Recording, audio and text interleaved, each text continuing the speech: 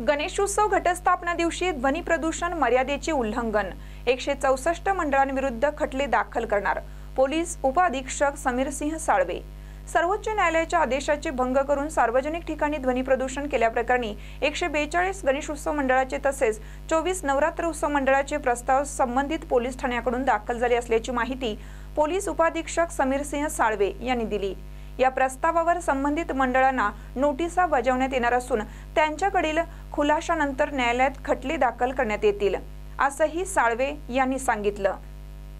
नुकत्याच पार पडलेल्या गणेशोत्सव काळात इचलकरंजी शहरात डॉल्बीचा दणदणाट ऐकावयास मिळाला होता। गणेश आगमनासह विसर्जन मिरवणुकीत मोठ्या प्रमाणात डॉल्बीद्वारे ध्वनी प्रदूषण झालं होतं। यावेळी पोलीस खात्याकडून ध्वनी प्रदूषण करणाऱ्या मंडळाचे मशीनद्वारे अहवाल घेण्यात आले।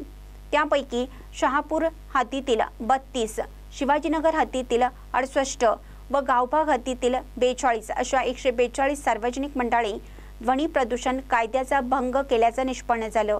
तर गुरुवारी घटस्थापना नवरात्र उत्सव दिनी शहापूर हद्दीतील 6, शिवाजीनगर हद्दीतील 6 व गावभाग हद्दीतील 12 अशा 24 मंडळांकडून ध्वनी प्रदूषण कायद्याचा भंग करण्यात आल्याचं निष्पन्न झालंय।